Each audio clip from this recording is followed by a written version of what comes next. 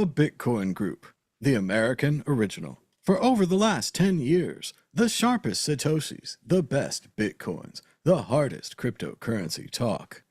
We'd like to welcome our panelists. Jess C. from Dr. Orange Pill. Hi, everybody. And I'm Thomas Hunt from the World Crypto Network. Moving on to issue one, but first, the price of Bitcoin is up 5.67% in the last 24 hours, with a last of 77,193, a high of 79,600, and a low of 72,502. That's $1 for 1,296 Satoshis, just on the other side of the 1,300 Satoshi barrier. Maybe we'll see that 1,000 Satoshi barrier again before too long. Issue 1, Bitcoin rally tops $79,000. Crypto shorts, ETFs flows soar. CFTC explores crypto rules. Yes, the price of Bitcoin, Ethereum, and other cryptocurrencies rose incredibly over the last 2 days as the Treasury Department announced their plans to increase its long-term bond buybacks. Yes, they're printing, and printing money, and everything is up. Jesse, what do you think? Everybody was sad there. We had our crypto winter. There was much discontent. And now, 2 days of green, everybody's fine. Oh yeah. My greed index is up to a 97, so feeling nice and toasty over here. Gotta love it. Love it when Bitcoin goes up. Nothing to get upset about. Just as a general thing, I just think I think it's very interesting still that I was kind of thinking it was the meeting Trump had or something like that, but maybe it was the bond buybacks. It's interesting to me that as a world currency, as it's supposed to be, that it's still so affected by whatever's happening in the United States. I kind of bring this up when we talk sometimes, but it's still really, it's part of it is like, okay, this thing, is it just because it's so young? But then again, it's like almost we're hitting 2 decades. So how young is it? And I started wondering, like, when you want Bitcoin to be like money, and you want it to, you want it to be the money that runs the internet or something like that. How does that happen when you're still getting like massive fluctuations in one day just because of some random thing that happened, with a Trump meeting or some Fed policy thing? I know that happens with stocks. But that's really like a tight American thing. The Bitcoin's supposed to be like all over the place. Bitcoin's supposed to be worldwide.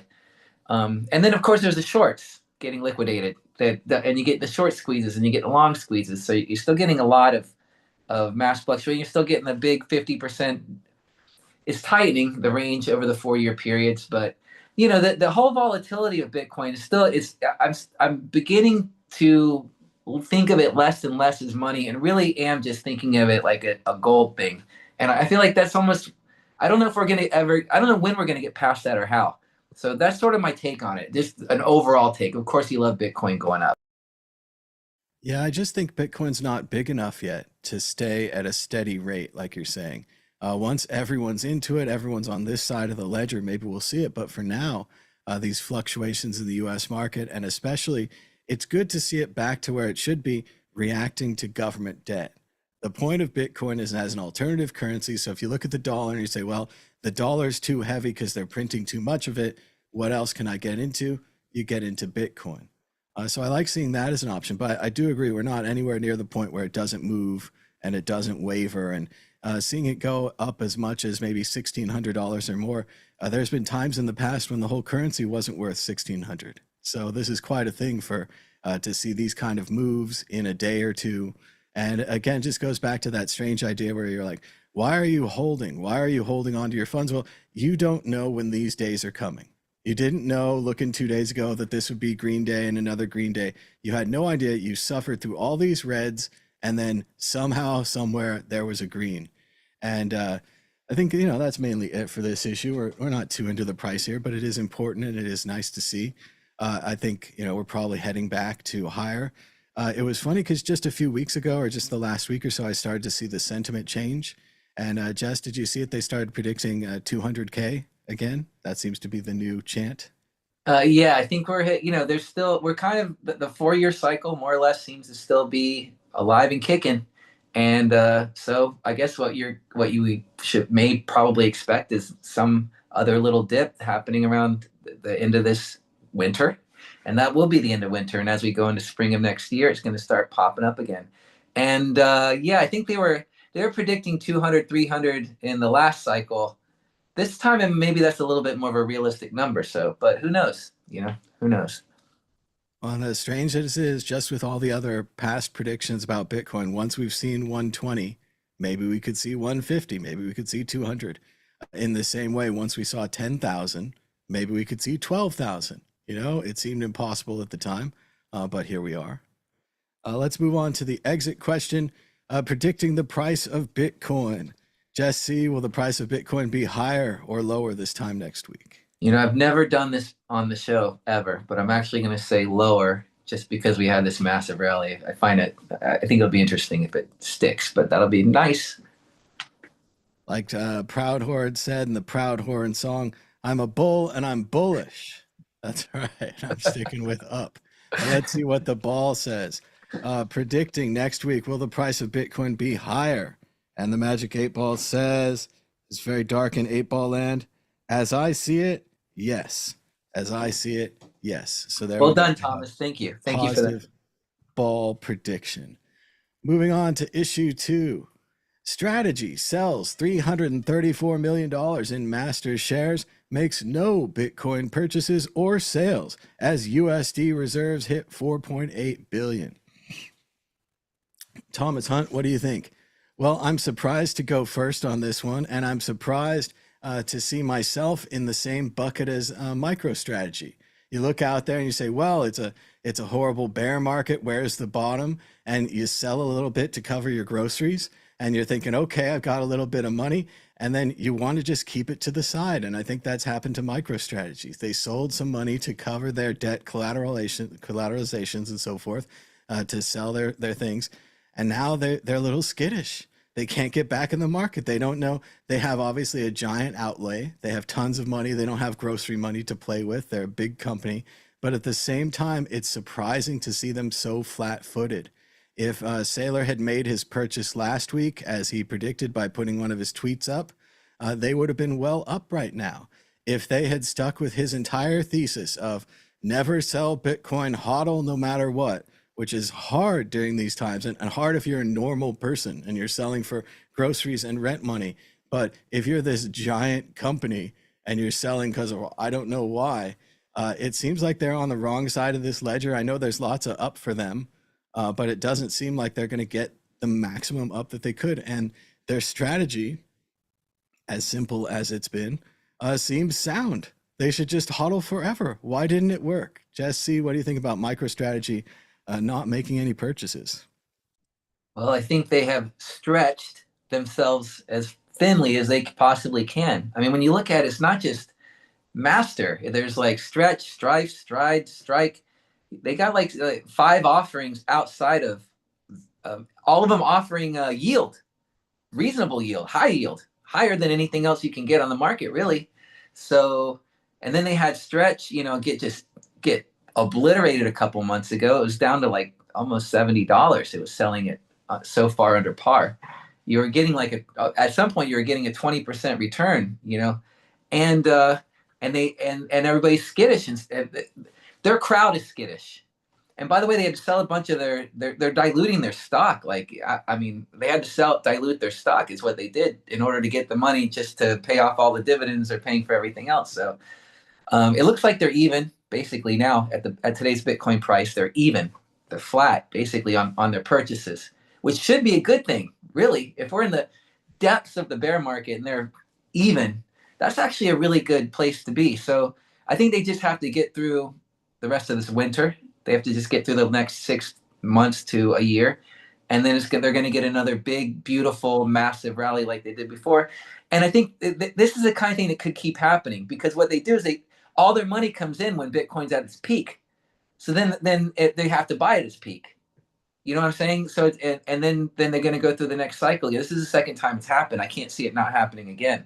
So this is the way they're going to run it. And the real question is, are the people who are buying all their stocks, gonna remain interested in it. Something like Stretch is quite interesting. I actually have some, and I'm in a little bit of profit now because when it tanks so hard, I bought some. But at that kind of yield, I said to hell with it. So I have like kind of ambivalent feelings about them. I don't know. It's all kind of weird, a little bit weird and sketchy in a weird way, but they not only they sound professional. If you really get down to what the bottom line is, you either believe in Bitcoin or you don't. And if you do, then you don't see any way they can really fail in the long term. They just got to get through the next year or two, which doesn't seem like it's really going to be a problem. So I don't see anything to be totally scared of. So there's a long circuitous. It's sad they're having to do so much to justify such a simple strategy. I think we've looked at this before, where we looked at it and we said, well, what's their average Bitcoin purchase price? And you think they'd have a really good price, but like any giant corporation, they have to tiptoe in. They can't put all of their money in on the first day. They're not an idiot like you. They're not going to brave that storm. But if you look right here, at least according to this chart from the block, their average purchase price, like you say, seems to be around 75K to 80K. So they're just barely in the black. Whereas you have other companies like Nakamoto's that was setting up right at the top of the market, where their average purchase price was, I don't know, I want to say 100 to 120, right? Incredibly high price, right? Meanwhile, behind the scenes, I think, again, the guy to watch is Adam Back. He set up that treasury company at the bottom. They were buying at the bottom. I don't know their purchase price offhand. I think it's around 60, 65, which would be golden right now, right? You'd be looking at a huge up. And I just think it's surprising to see Strategy, who had such a simple plan, had to break out all this other stuff, had to pay off all these loans, made a large pile of cash, all the rookie mistakes that you and I are doing. A Strategy is out there doing as well. And I'm just so surprised. I thought they had iron will. I thought that Saylor had his own, system in order. You think he has enough mansions. He doesn't need to freak out like a normal person like you and I, paying rent and stuff. But yeah, it's a surprise to see them in this position. Meanwhile, you never hear anything about El Salvador. I imagine they're still sitting on their stack. Maybe having dictatorial power is a little different than the power that Saylor has. And the board of the directors is not such a big thing in El Salvador. But for whatever reason, I think they're still hodling. Strategy is all upside down. Nakamoto's was selling. Everybody but Adam Back in this treasury game is in a bunch, except for like BlackRock and all these other people. And there's another guy like Jane Street or one of the other large players where they said, oh, they've been selling for the last 10 months. Now they've started buying. And I hate seeing that and reading it and then having it turn around, because I'm like, oh, those bastards are making money. But at the same time, I don't know. They're just smarter money than the rest of us. They know when to hold them and when to fold them. And they're just out there kicking our butts. So, we're just the dumb hodl guy writing from the thing, But any more on this, on Strategy, Jess? Anything you'd like to say about Michael Saylor? Well, just as a little side thing, since you talked about other companies, it does look like there's almost 200 companies in the that have Bitcoin. They've become Bitcoin treasury companies that are on the New York Stock Exchange. So that's pretty nice, actually. And as we get more and more mainstream adoption in that way, it's going to be a very good thing for people who are, like you said, just hodling, just actually doing the actual strategy, without all your strikes, and all those other things. They were buying a ton of Bitcoin when it was like at 90 and 100 and 110 and even 120. So of course they it was kind of amusing because he seemed to think I guess he really believed there was going to be a perma bull, whatever whatever they call it, the hyperbolic market that never winters. But it wasn't this year, not this cycle. Maybe it was a hyper wave. They needed their surfboard for the hyper wave. But I mean, it's still long term. Bitcoin seems unbeaten. Right here at 75, everybody's positive again. Everybody's on good again. Everything's all back.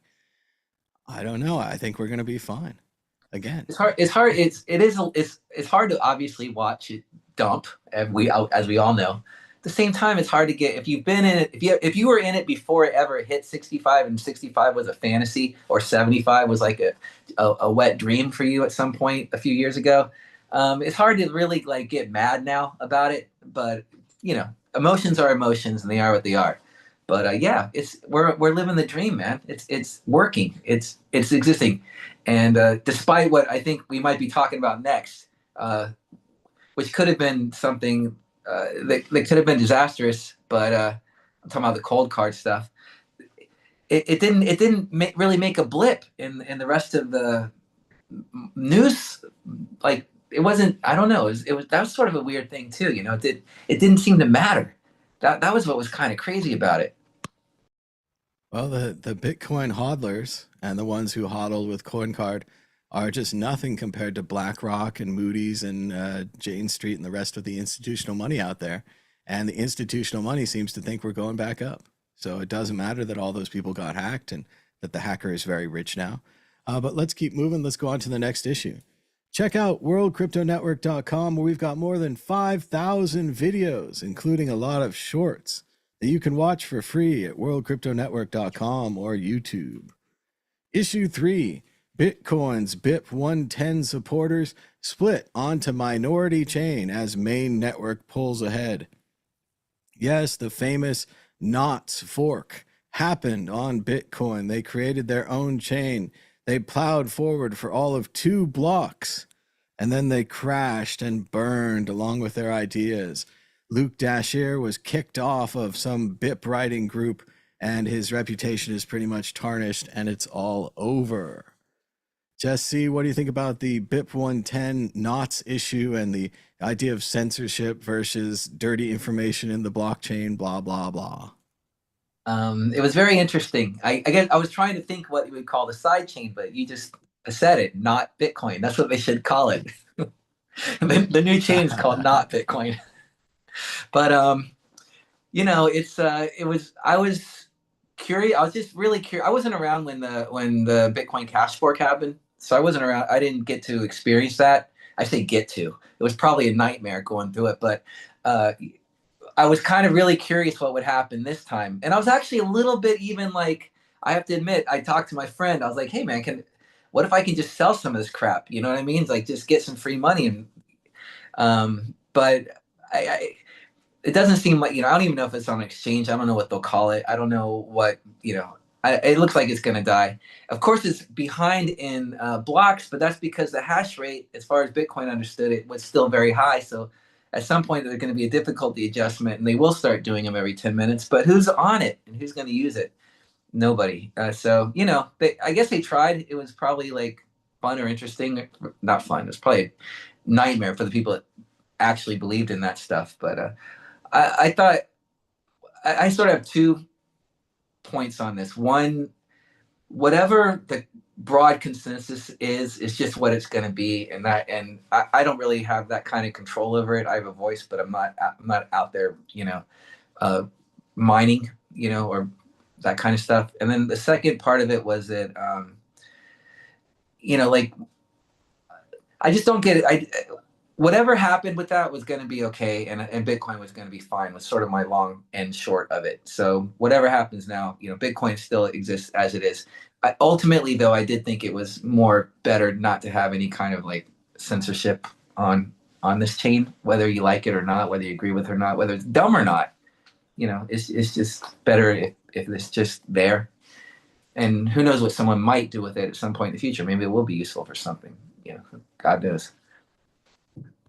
Yeah, it was a little different than the Bcash fork. I remember with Bcash, I forgot his name, but Bitmain was behind it, Jihan Wu, something like that. And they had big guns. They had this giant force, and it was the kind of thing where their community was like, "Hey, maybe we should fork off at this block." And then Bitmain wrote the code, and then code was sitting out there. And then Bitmain walked away from the code and said, "No, we're not going to do that. We're not going to fork off Bcash. This is a bad plan." And then the community did it anyway. So obviously they weathered the difficulty adjustment or whatever happened. They kept it going more than these Knots guys, and it's because they had giant support. I think they had the support of Bitmain and other people. And as everyone recalls, Bitmain was just trying to stall the whole thing so they could run ASIC boost longer. Every day they could run ASIC boost before the SegWit update broke their ability to see the key in advance, their ability to pre-see the code. That was a good day for them. And that makes very little sense to people. You're like, oh, you win by stalling? Like, yes, every day it's a draw. We make, X billion dollars. So as many draws as we can stack up, we keep winning. I mean, it's like in Wag the Dog. They just had to hold the field open until the presidential election. And but for them, there was no election. There was just compounding returns. So again, back over the knots, we talked about it a little bit the other day, and I didn't even really want to put it on the show because I don't think it's an issue. I think it's small. I think it's not a problem. And I think that the technical people have already told you to go back to bed. And I think what happened here was a lot of moralizing. A lot of people got upset and they got a cause and they said, oh, we're going to stop CP, and CP's on the blockchain.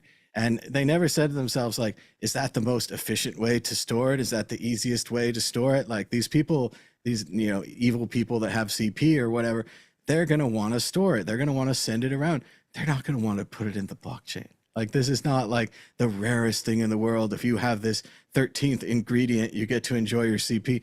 I think there's tons of this shit. I think they want tons of it. Like, I think they want more. Like, I don't think the blockchain's a good medium for storing and sharing this stuff. I just don't see it. Everybody's all mad about it, whatever.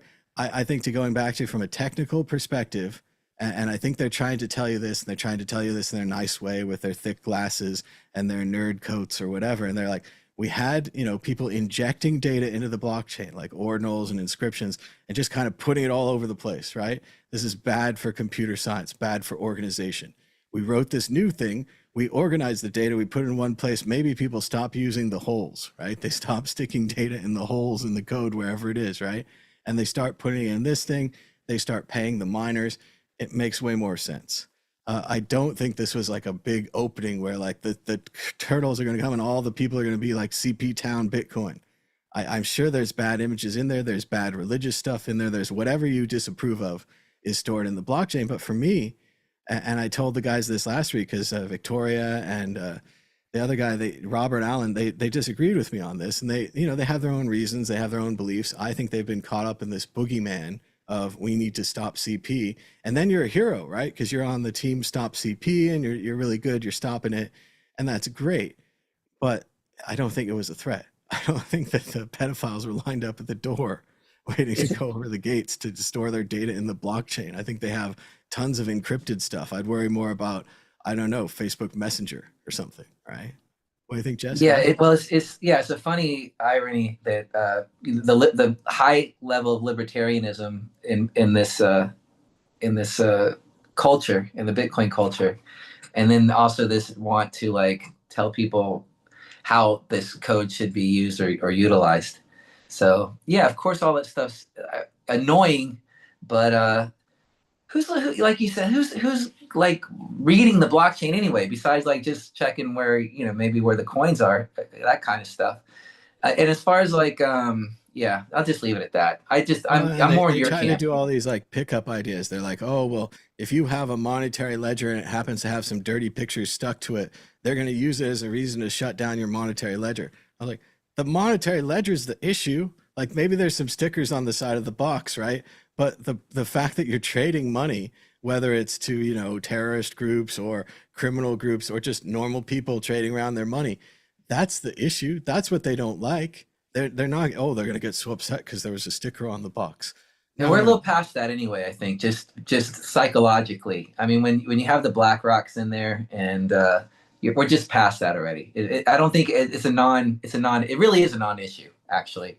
In all practical. I still think the money is the support, right? The real issue for me is like Bitcoin actually gives money. So if you're a fan of like Hamas, for example, and you give them $1,000 and they buy a rocket launcher and they hurt somebody, like the money gave them the money for the rocket launcher. Like Bitcoin's a part of that. And I've already like accepted that, right? As a cypherpunk thing where it's like good things happen, bad things happen. We let people transact, right? You're already in that gang. Like, who cares about some dirty images, right? I mean, we're already giving out money, like actual support. Like, if you had X number of Bitcoin, you could start a group to do a bad thing, right? If you had X number of Bitcoin, you could start a group to do a good thing, right? But the money is the support. And I just thought that was way bigger than the CP argument. And I know they had all kinds of debates and all kinds of fights and things that I didn't watch. And they had a whole tempest in a teacup. and I just let it go and put it on the shelf and said, well, I don't think anything's going to happen. And then nothing happened. So, When ordinals first started, everyone was like freaking out and having a for like 2 weeks. Like, I think the mempool got very clogged, and the price, it started getting really expensive to transact. But that didn't last really any time at all. And so the system's still been working with all this in there, and it's already been there. What's on the chain already anyway. You can't undo it. So it's like, and all those people paid for their block space. They paid to put their image in there. If you want to make it more expensive, print a bunch of images all the time and drive the price up. Like, use your money to affect the monetary system to make it too expensive to put those images in there. yeah. And so on and so forth. And I just think there's always going to be something, whether it's violence or CP or any kind of other dirty word we want to use for whatever it is. It's going to be in there. It's going to be on the internet. We've been through this. Like, I mean, I guess I'm 1,000 years old now, but when the internet came out, they were like, oh, it's full of terrorism and dirty things and hackers, and oh, you're going to get hacked and all this stuff on the internet. Now everyone's on the internet. So the same thing, Bitcoin's full of hackers and all this dirty stuff, blah, blah, blah. Now everyone's on Bitcoin. I just don't think we need to worry about it. And I know people forked off and we lost more people and we lost more developers because the developers get attacked by these, people that are huge into their cause and all that. So it is a setback, but Bitcoin continues. Bitcoin continues on. We hope that the devs are with us. We hope they could survive the attacks and whatever. And if they couldn't, that's fine too. Like, we appreciate their contribution. So, but let's keep it moving. Going on to the next issue, issue 4. Coldcard exploit abates as total losses climb to 1,700 Bitcoin. New incidents of hackers exploiting vulnerability in Coldcard wallet have abated, though the tally of losses continue to climb as new victims come forward. Coldcard has also released a patch. If you still want to use your Coldcard wallet, you could just patch it and put your money back on there. The same platform where everyone lost their money. They should make a going out of business patch. I mean, I know they have to, I guess it's the right thing to do to release a patch, but really just what an awful thing. All these people did the right thing, had cold storage, had it locked away, many of them like several states away. And they're like, well, I can't get to my stuff now, blah, blah, blah. And then they just watch it go. We talked about it a few weeks ago. It is still a significant incident for our community. It's a big crack in the self-custody idea. I don't know if that's even a good idea going forward, as much as we've supported it in the past. And this hack is part of it. And it's Coldcard wrote the code wrong. Like, there's problems there. They didn't get audited enough. There's problems there. But at its core, the idea of keeping all your money in a little plastic box off the internet might not be so safe. What do you think, Jesse, about the Coldcard hack? It's been a few weeks. We've had a chance to digest it. As you said, the market didn't react. The market didn't say, well, the hacker has all these coins now, la, la, la. The market is completely on its own thing. So that's interesting to see. In the old days, news like this would lead people to believe a story like Bitcoin hacked is how Bitcoin broke. Yeah, Bitcoin broke, Bitcoin hacked. But the articles seem a lot better. Coldcard exploit. It's not called Bitcoin exploit anymore. So I think we've gotten better on that. Yeah. Yeah. So that's like, that was, okay. So first of all, just to take a step back, because I'm sure you've talked about this already. Nightmare, absolute nightmare. Worst, because the only people that were using, the only people who were using a Coldcard, I mean, were people that were really hardcore Bitcoiners, and we're doing it for, you've all said that, everybody knows this. It's just, and it's the nightmare scenario that something like that, my keys could be exposed. And yes, exactly what you said. It does make you really think twice about not your keys, not your coin, and get them off the exchange. And all the banter, the memes that all the heavy Bitcoiners, including myself, have said to people in the past, so it's crazy to think like you might actually feel so. And then the other thing, of course, is that when you look at the amounts that were taken, even though it was like 1,700 Bitcoin or whatever, it was so many wallets. The average was like a quarter of a coin, roughly. So this is like people who, it was like maybe 20 grand or something. That was probably their life savings. I mean, it would have been anybody's. But it's not like people that were in it for 100 years or for 12 years and had 30 Bitcoin or 12 Bitcoin, or might have had 10 or 12 wallets. This is probably all they had, and it got just ripped. It's just terrible. it's the worst nightmare for anybody who's in the Bitcoin. So yeah, it's. But then the other side of it too is like you said, or like we were saying earlier, it's kind of incredible that had zero, absolutely zero effect on the market. You watch it go up or down by 5%, and there'll be all these articles about if if the market tanked that day, they would have read an article and said that was why. But so it kind of sometimes I do think a lot of the market moves in a lot of ways are somewhat in many ways random actually. But so long story short, it's just a terrible thing that happened to some people. I don't know. I don't know what they're going to do to the Coldcard people. I hope they get in some. I don't know what. I mean, if they have it, I hope they have to pay back their customers somehow. I don't even know if they're but I'm sure there's going to be some investigations going on. I'm sure there's some lawsuits getting ready to happen. But I just feel bad, really bad for the people that were so real hardcore Bitcoiners who were doing it for the right reason that got just devastated, you know, of no fault of their own, really. Yeah, this isn't like Mt. Gox or any of the exchange hacks where, or FTX, where like they're going to restructure and they're going to give you a percentage of the debt, or maybe they find an account here or there that wasn't rated and wasn't looted, and you can get a percentage of that.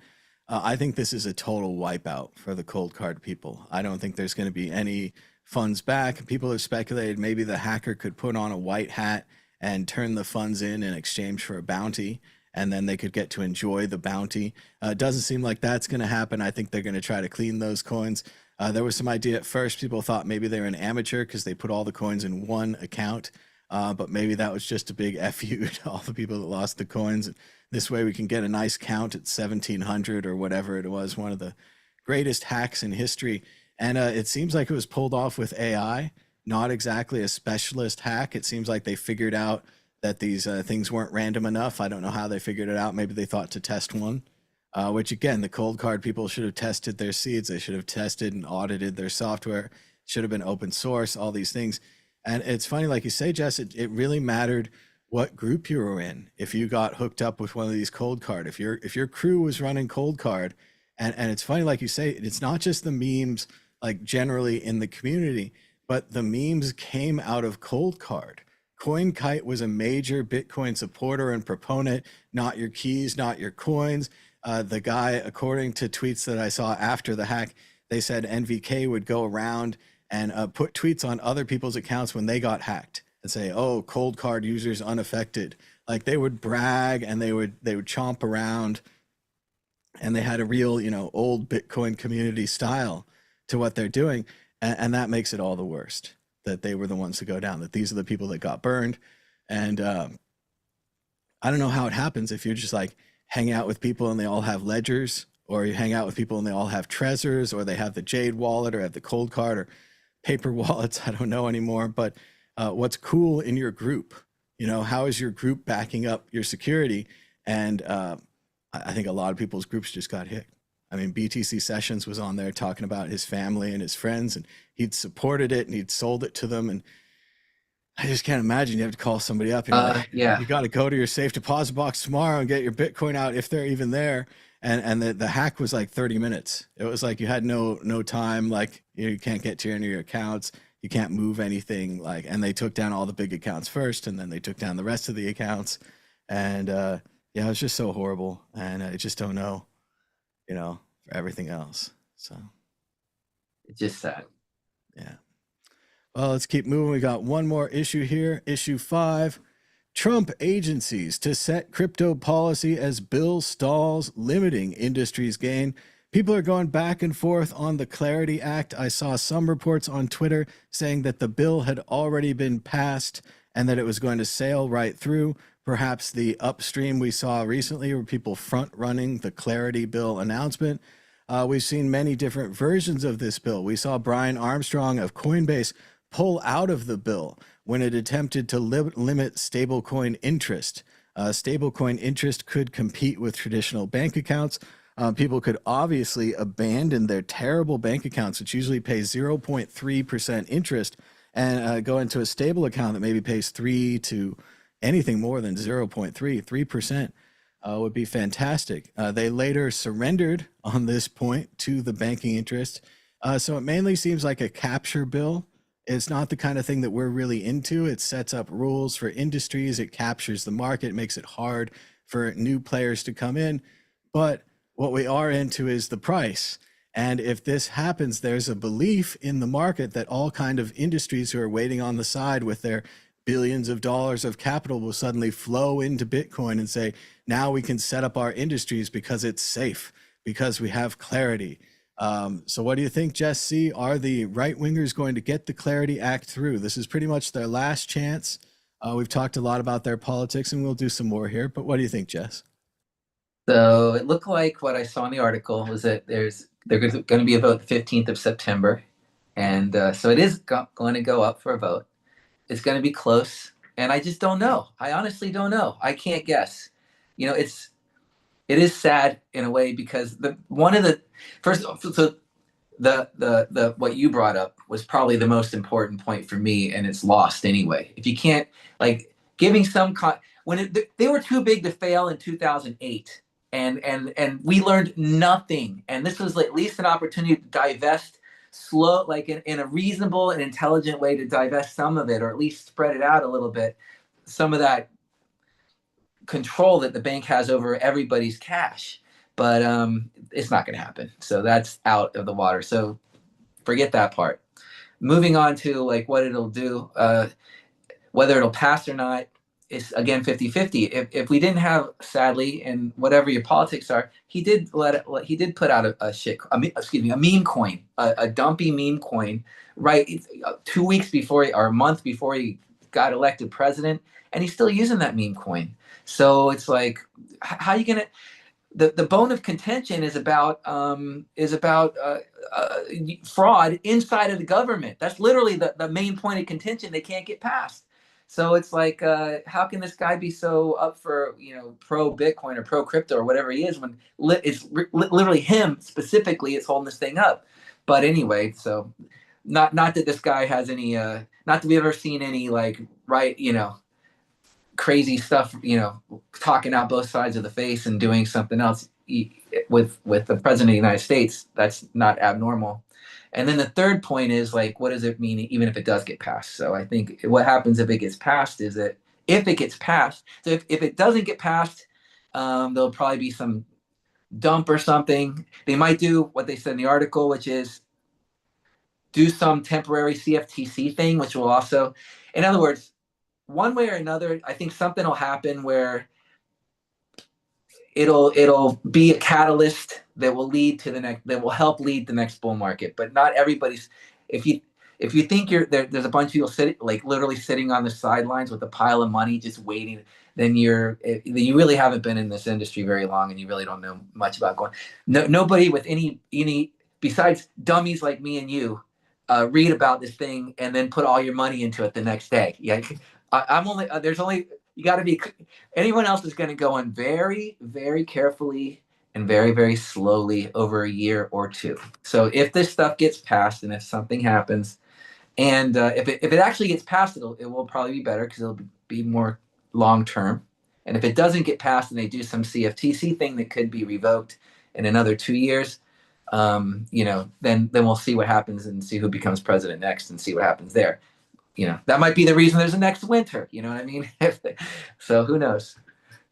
Well, obviously, if I think that it shouldn't be passed and we should let it go and we should work on it more in the future, that means that it will be passed and that tons of money is going to flow in, and that horrible thing, like whatever horrible thing you can imagine would happen, is probably what's going to happen. So I'm ready for that. At the same time, I go over the same points again. We only make legislation badly in this country. If you look at the DMCA, if you look at any of the internet regulations, they're all made badly. They're all over draconian. They all chase industries away. They all limit us and leave us with Facebook buying WhatsApp and Instagram and every other competitor, which is obviously monopolistic property or faculty or whatever. And we do nothing to stop it. We do nothing. So given that we do nothing and we write all the bills wrong, I assume that we'll do this one. I'll assume that we've already made crypto a right-wing issue, which, like you say, Trump had the meme coin. He had the pictures with Bitcoin. He went to the conferences. We couldn't say no to this. Bitcoin's for everybody, anybody that wants to use it. As they say, Bitcoin's for enemies. Bitcoin's for everybody. But yeah, he destroyed our reputation. We're completely seen as a one-sided right-wing Bitcoin thing. It's Bitcoin as a scam is seen in the same way that Trump coin is a scam, that it's down 90%. And the narrative either switches from you're very rich and you're lucky or whatever to you're very dumb and you're poor. So we keep swinging through those narratives. We're partially on a dumb poor thing right now, but we're almost back to being lucky again. Yeah. When the whole thing, yeah, which is not a great. We can't ever just be smart or reasonable or anything like you say, Jess. We can only be lucky or stupid. So yeah, I don't know. Do I hope it passes? Nothing this government has done has been good. As they say, he kills everything he touches. He's the reverse Midas. Um, but then again, if I don't want it, then it passes. So then that means it passes. And if we see this front running in the market, like we've seen, perhaps maybe it really does pass. Maybe we skyrocket up to 100, 120. I don't have any information on that. I have no reason why that would happen. I just say things. But there would be a positive market reaction if we pass this thing finally. As Yeah, there'll far as definitely. go ahead, Jess. I was Sorry. gonna say there will definitely be a positive reaction if it passes, but it'll be, in my opinion, it'll just be like, speculators. I don't think there'll literally be like, big. I don't think all of a sudden BlackRock's gonna buy another 100,000, and then and everybody else too. But it will be it would be a good thing for the price. That's for sure. No doubt about that. And as far as like you were saying about regulations, man, we're in the United States at this point it's pretty clear where a dollar bill literally is a voice. Citizens have voices, and a dollar bill has a voice. It's literally now part of the way it works. So whoever has the most money has the most voice, and that's how a Congress works. So for the citizens, the things are going to benefit the people that are already in power. That's just how every law is ever going to be made in the United States until there actually is some kind of crazy populist dude or woman or somebody who can make a constitutional amendment that says basically that dollars are not don't have souls and don't have a voice. But the likelihood of that happens is low. So we're sort of on this. We're just on this. What we do have is Bitcoin. What we do actually have is this thing that does actually work, and when we just sit back and kind of I can vote, and I can vote with my money, and so I vote by voting for code, for dispassionate code. Well, whether it passes or it doesn't pass, and right now, if you log into Coinbase, they've got a big banner telling you to write your congressman or whatever. So they are actively supporting this thing. I think it's the wrong direction for crypto legislation. I think if it passes, we're going to say like the DMCA, we're going to be like, oh, we're still hamstrung by that terrible act. Oh, we can't make this. Oh, we can't do that. And we're going to watch other countries who don't have these laws pass us. If they don't pass it, people are going to say that this whole right-wing crypto thing was a mistake, which it was. It's always been a mistake. They felt they could get by with one side when really this should have been a two-sided approach. We should have gotten both people on board, both Democrats and Republicans. We should have had bills signed by both people. This should have been let's make a new industry for the American people, right? Let's make a level playing ground. Let's make it where it's fair. Instead, it's become the same industry capture that we've seen, which is basically let's make crypto safe for the banks. And I It's do expect, Jess, for it to be bank money that enters, if it is any money. The normal people money can't move this market anymore. We've not seen a return of retail. Normal people aren't out there saying, let's buy that Bitcoin. They've said it's a scam. And they're going to wait until it goes back up again. And when it's at like 250 or something, they're going to say, oh, I guess it's not a scam. And we're going to go back from being dumb to being lucky again. But I can't wait. I want to be lucky again. I hate being dumb. It's the worst. What do you think yeah. more on this, Jess? Well, it does it has bothered me for a very, very long time, and it still does. Exactly what you said. This really is it's more of a left wing money in a weird way. I believe it's more of a progressive money. If you're progressive, Bitcoin should be like the most you should love Bitcoin if you are progressive. One, is literally progress. Two, it's literally science and math. It's literally everything the progressive movement claims to be about. called the people's money. It is money for the people, by the people, that any the most democratic money that could possibly ever exist. It's mathematically like every single thing about it. If you're a progressive, if you're and I know the volatility, of course, is annoying and frustrating, but if you can just teach a little bit of financial literacy or just get people not to ape in, which is hard because once you, it's hard as a human, but whatever, the long story short, it just drives me crazy that all the left wing comedians, all the left wing, all the AOCs and the Bernies and the people that I respect. Honestly, I'll say it. I don't care. I care about these people and I respect their ideas. In most cases, in a lot of cases at least, and they're talking about the science of climate change and the science of this and the science of that, but they won't even like step outside of the idea of they can't get past the, and these are college educated people mostly. That's for every reason on earth. This should be a highly progressive movement, and it is absolutely not, and that does totally frustrate me. But there's nothing you can do about it. It's been appropriated. I don't even appropriated. I can see why the right wingers like it too. That's the thing. There's a reason for everybody to like it. There's even more reason that this thing should be passing with flying colors. But there's just too much, misinformation, disinformation, and too many people doing like scummy stuff that right in front of everybody's face that makes people uncomfortable with it. You know what I mean? They definitely don't see the real Bitcoin. Like I see Bitcoin as a way to get people bank accounts, right? And to get a bank account, you have to fill out all these forms. You have to have an address. You have to have a certain age. Bitcoin doesn't have any of that, right? You can set someone up with a Bitcoin wallet. Boom, they can send money in and out. That's a bank account, right? They could save. I know saving in Bitcoin's not been so great lately, but the general idea is still sound. If you have a point one, it's still a point one, right? It's, you saved it. And I wish they could get behind those ideas. I think they see Bitcoin more as a stock or a lottery ticket where they're like, they're going to, you're just teaching people to gamble. You're just teaching people in third world countries to get an account and then to gamble. And I know how hard that can be with DraftKings and these sports books taking over our world. Everything does seem to be about gambling. Prediction markets are somehow legal right now, not chased to the ends of the earth like they will eventually. But to go back, as I've said before, AOC and Bernie should make their own coin. What is the point of this? What is this nonsense? The vacuum is open so wide. The president is almost this close to legalizing it, where he's going to say, you can just make your own coin and rip off your followers. If AOC and Bernie each had $1 billion, let's just say, to build a think tank, to hire a bunch of people to make videos or to write papers or to make TikToks, I don't know what the best use of anyone's time is anymore.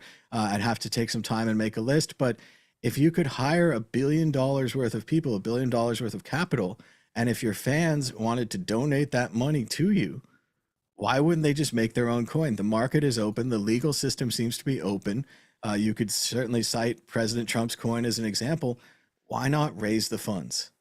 I just don't see. I'm not sure. Their entire, well, I mean, what the biggest, one of their major issues is basically campaign finance reform. So that's why they won't do it. It's against it's against their personal ethos. Even I think we could have to get play the campaign game as it finance actually reform. exists. I think we could hire people to get us campaign finance reform, to get us Supreme Court reform, and we could do it with the $1 billion that we raised from that's the AOC thing. coin. They want to play the game as I'm it with should them be on the played. ideas. I agree, but Yeah. I just think we should get some money and then do it.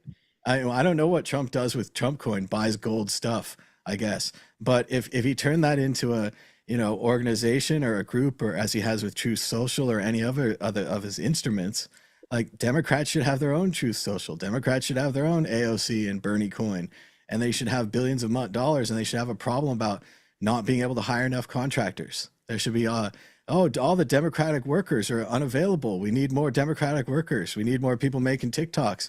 That's not what I hear. I even they had a race where Vindman was over that Florida candidate by like 25-1 in money, and then he lost. The Florida socialist defeated Alexander Vindman, the Ukrainian who leaked the information from the White House. So he even had some name recognition. and she still trounced him because of the ideas. It's not just you need ideas plus money, and I feel that Bernie and AOC specifically, and I'm pissing off my libertarian friends here, they have ideas. Imagine if they had money, and I don't know why they wouldn't do this. I mean, I know there's like the whole hypocritical thing or whatever, or Trump did it, therefore we can never do it. But it seems like people freely gave the money and he's getting away with it. And he sold a bunch to UAE and all kinds of other people. And there's been questionable people buying it because they think they'll get business access to him and all of those things. Well, let them do that for AOC, and then just don't give them access.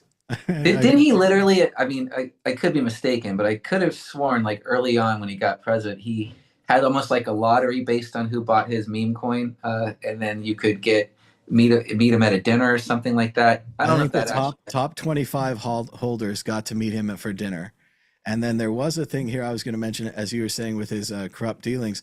Not just did he have the meme coin, but in January, before he became president, he sold a $500 million stake, 49% of World Liberty Financial, to Sheikh Tahoon bin Zayed Al Nahyan, who is from the UAE. So, nothing wrong selling investments and so forth. But if you're the president and you're selling 49% of your company like days before you become president, it looks like a bribe. Like it has a bad look to it. Well, he got an airplane too from the UAE. I mean, whatever. I mean, what are you The gonna do? airplane's from Turkey. Oh, But yeah, Turkey. Sorry. Yeah. which is Well, called Turkey whatever. A now. Turkey A. The thing, all I would say about the whole progressive thing is sometimes you it doesn't matter what I think, but they're going to do what they do. But you gotta recognize the game as it actually exists. You want something, but the rules of the game are what they are now. You can once you win the game, then you can change the rules, but you can't play the game as by the set of rules you think it should have. And that's what they do. You know what I mean? That's why they have a lot of trouble because the and whatever the Pelosi's of the world and the whatever else on the Democratic side, they mostly don't give it a care too much. They're about getting the money. They literally said, I remember when Pelosi became a speaker, they literally said it was because she raised the most money. That was it. That was the only reason. It's like she literally because she spends the most time on the phone instead of legislating, because she collects the most bribes. Basically, is literally what they're saying, and they say it on the news and they say it happily. So it's not a Republican issue. It's not a Democrat. It's an America issue, and it doesn't matter what party you're part of. You know what I mean? So for the progressive side of it, yeah, start. Well, what I get the idea. Maybe you're a little progressive like me. We voted. We voted with our actual money, and so that's what you have to do if you're a progressive. You have to just do the thing that you're supposed to do. I guess for yourself. I still think they should launch AOC coin and Bernie coin. What would be so wrong if they had $1 billion? And if they didn't sell, well, they don't sell. So it goes. I mean, let's just move along. But we're running out of time today. So, Jess C., do you have a prediction or a story of the week? Go ahead. No, I just want to say thanks for having me on the show. It's been a minute. I just watched Dark Matter. I read the book first. It was a fun book, and the show's is as fun, I would say, and it's on Apple TV. So if you're into science fiction, there's something for you. There's my story of the week. Nice. That sounds cool. I'd like to check it out. I'm watching Stewart Saves the Universe on HBO, and I don't know if it's gonna make it. I hope it gets a lot better. It's kind of stupid.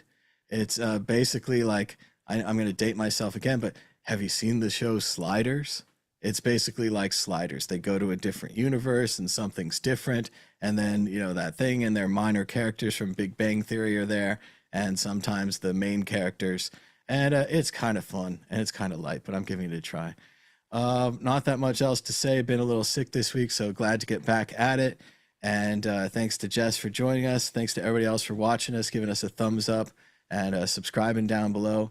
But that's about it for this show. So until next time, bye bye. Bye. They move the buttons every week. Live stream. Here we go.